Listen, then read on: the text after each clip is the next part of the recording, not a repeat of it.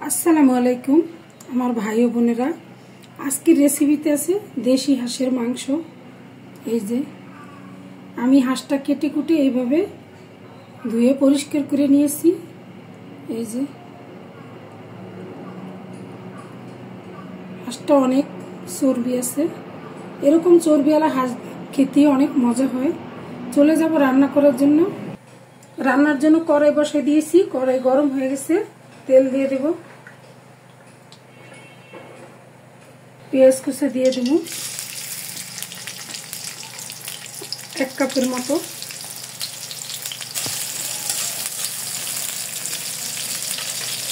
মশলা গরম মশলা, এলাচ, দারচিনি, লং, তেজপাতা। আমার পেঁয়াজটা মোটামুটি ভাজা হয়ে গেছে, এর থেকে আর বেশি ভাজবো না। বাকি মশলাগুলো অ্যাড করে দেব। 2 টেবিল চামচ আদা বাটা, 2 টেবিল চামচ রসুন বাটা, পেঁয়াজ বাটা হলো 4 টেবিল চামচ,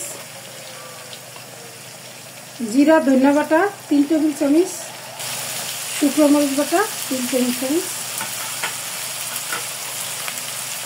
স্বাদ মতো লবণ,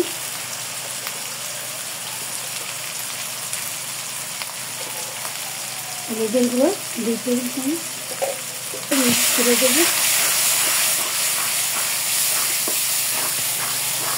মশলাটা ভালোভাবে কষানোর জন্য গরম পানি দিয়ে দেবো।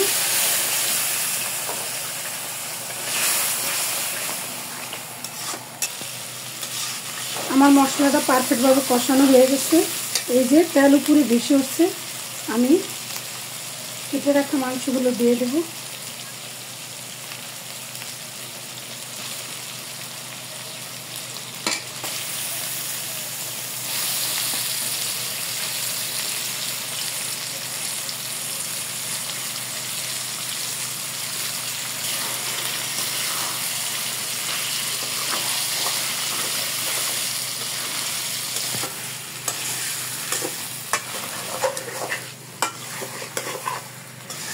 আমি মশলার সাথে মাংসটা এইভাবেই পানি ছাড়া একটু ভাজে নেব, পরে কষানোর জন্য জল দেব।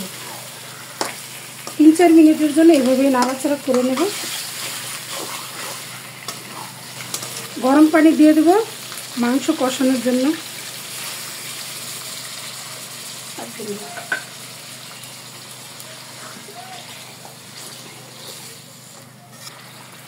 গোলমরিচের গুঁড়া, কালো গোলমরিচের গুঁড়া 1/2 টেবিল চামচ,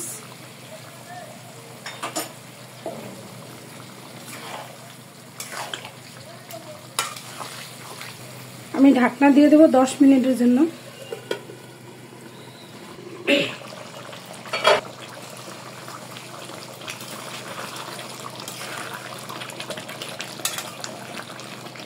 একদম অনেকটাই তেল বের হয়ে আসছে।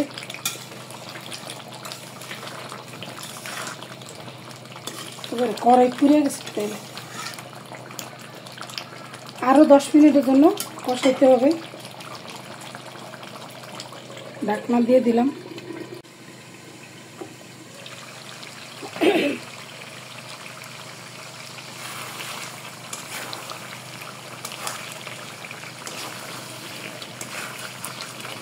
এই যে মাশাআল্লাহ আমার হাঁসটা পুরোপুরিভাবে কষানো হয়ে গেছে সুন্দরভাবে। আমি এখন রান্না কমপ্লিট করার জন্য গরম পানি দিয়ে দেব। এইভাবে হাঁস ভালোভাবে 50% কষানো ভিতরে রান্না হয়ে গেছে। ধৈর্য ধরে কষাইতে হয়।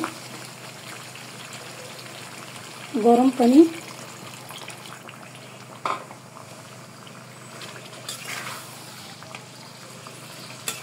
আমি আর জল দেব না, একদম চুলার আঁচ কমিয়ে শেষ রান্নাটা করে নেব। আরো 15 মিনিটের জন্য আমি ঢাকনা দিয়ে রান্না করব।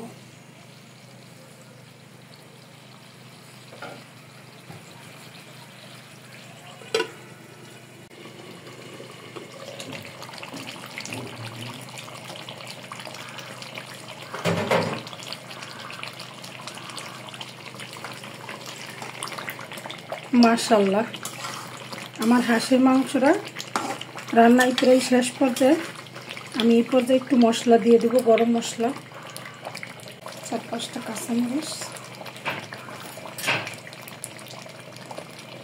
গরম মশলার গুঁড়ো,